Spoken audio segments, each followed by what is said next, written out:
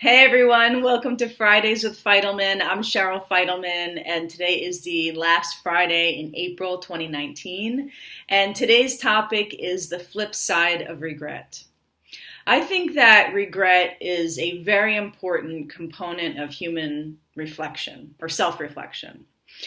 I've read a lot of different theories on regret and heard a lot of different opinions, and some people think that regret is just a waste of time, that every step on your path is an important step in the path, and it's gotten you to where you are today, and it's all a part of the puzzle, and don't regret anything. And I appreciate that thought, and I think it's a valid thought. And I think that regret is really valid and important if we treat it as if it is a process of healing, and it helps us release, let go, and actually strengthen our relationship with ourselves, which in my work is the most important relationship, your relationship with yourself. Now, I think that some of the things that I might say in this video may be controversial. So leave a comment. Let's discuss it if you have any thoughts, reactions to what I'm going to say.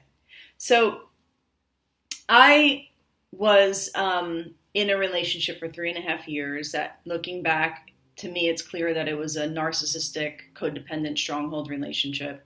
And most of the relationship was torture. I mean, I felt like I was just so submissive and so controlled and so dominated, and I didn't have a say in anything, and I was like consistently insulted and consistently doing things I didn't want to do, and consistently like way more in service of his satisfaction, his happiness than my own.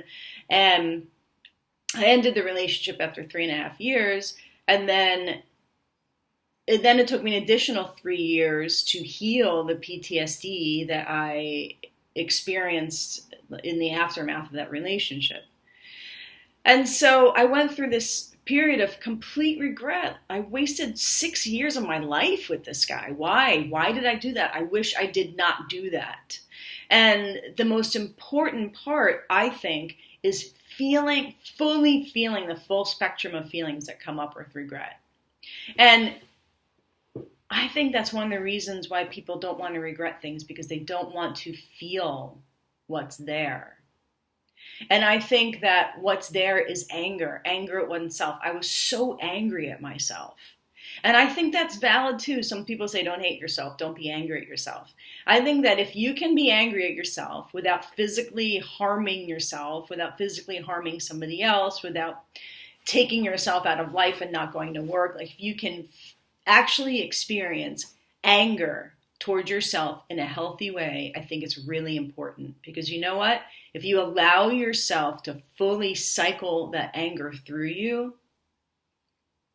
you'll get to the point in life where you won't be angry at yourself anymore. Because we're talking about strengthening your relationship with yourself, which in my work is the most important relationship, your relationship with yourself. So with regret, it's anger. I'm angry at myself. Why did I do that? Why did I put myself through that? Because although in the relationship, there was this illusion that he had me there, that he was doing this to me. That's the illusion can be one of the illusions of relationship. They're doing something to me. And so as I was healing, I was realizing he didn't do that to me. I had myself there, because I was repeating a dysfunctional dynamic from my childhood in that relationship.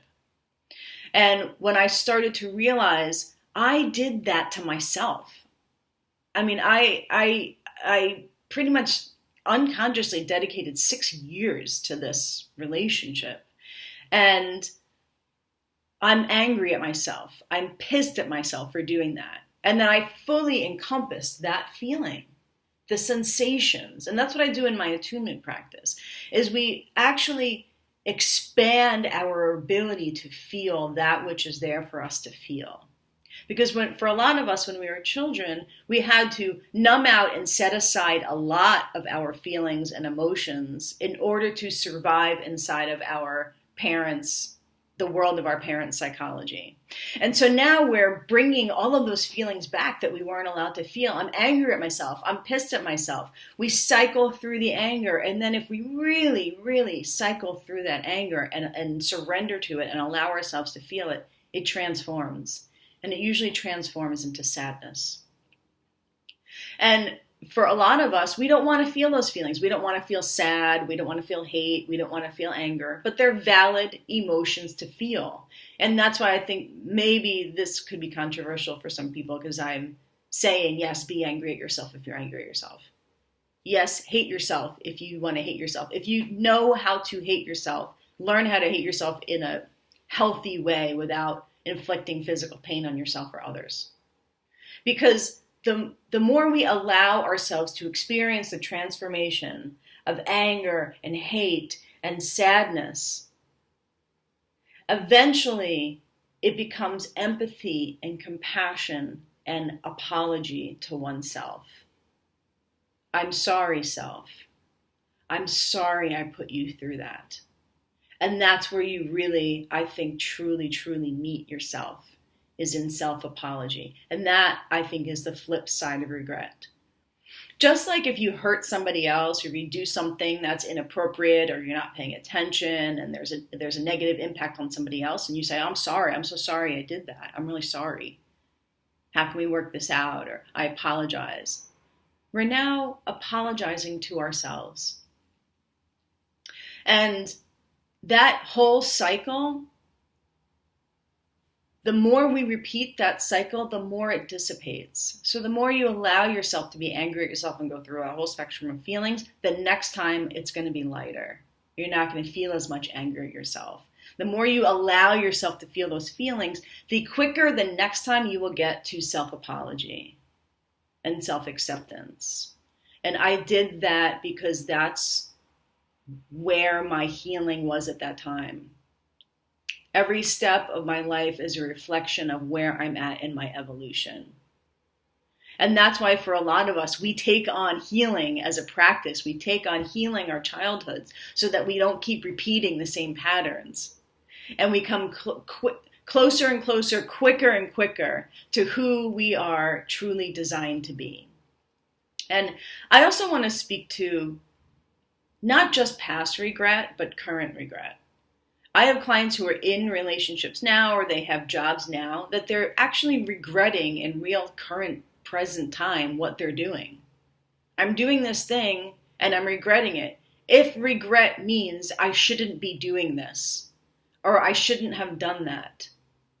Because regret can mean disappointment. Regret can mean it should have went a little bit of a different way. But if regret means this shouldn't be happening and it shouldn't have happened. And most of the time people are in a relationship, they know they don't want to be there. They know it's not working. But they're not allowing themselves to feel what they're actually feeling. They're feeling what is appropriate in the situation to feel with the person. They're feeling only what there is to feel to survive in that relationship. And they're usually feeling overcompensating feelings, which I've said before, which are the codependent feelings. I need to be needed. I want to be wanted. And I need to prove something in this moment. And also the added component, I think, with regret is they are doing it to me. They're keeping me here. I'm doing everything I should be doing right, and they're not liking it. And they should be liking it, and they should be receiving me in a certain way. So when we really start to look at, and we really take a step back and say, what am I feeling here? I'm going to give myself permission to feel the feelings that I actually feel instead of the feelings that are appropriate to feel in this situation in order to stay in the situation and make it work. And oftentimes we don't do that because we don't want to feel the anger. We don't want to feel shame. We don't want to feel the guilt. We don't want to feel the hate. And we don't want to feel also, there's like a whole slew of feelings that we're predicting feeling. If I leave this thing or if I put up my boundaries, then there's going to be even more feelings for me to feel. sadness or fear of abandonment or anxiety. And so we're avoiding feeling the feelings that are there to be felt in the moment, and we're avoiding feeling the feelings that we think are going to happen as a product of putting up some boundary or actually validating our own experience. So how long am I taking with this thing? So really, allow yourself to regret. Allow yourself to be angry, to be disappointed.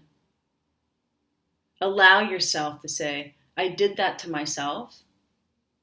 I'm currently doing this to myself.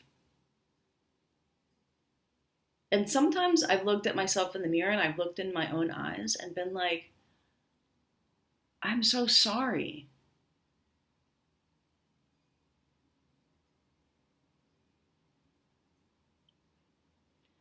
I'm going to do better and I'm going to treat you better.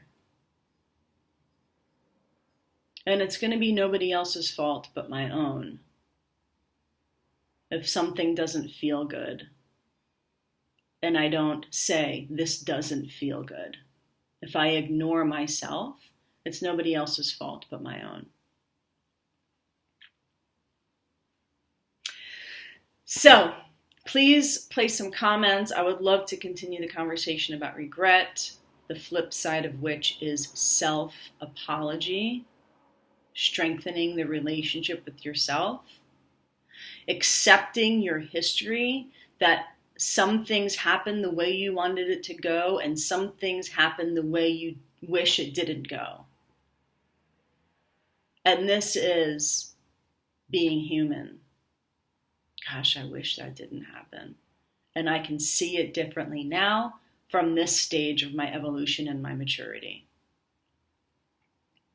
Okay, so massive discounts right now. 1 hour attunement session is 75% off till the end of the month. Go ahead and sign up. Please subscribe to my YouTube channel. Join the Facebook Trust Yourself Attunement group. We're having a really, really beautiful, intimate time supporting each other and sharing stories, and we have live webinars. I love you. Until next Friday, have a wonderful, sweet, sweet time. Bye.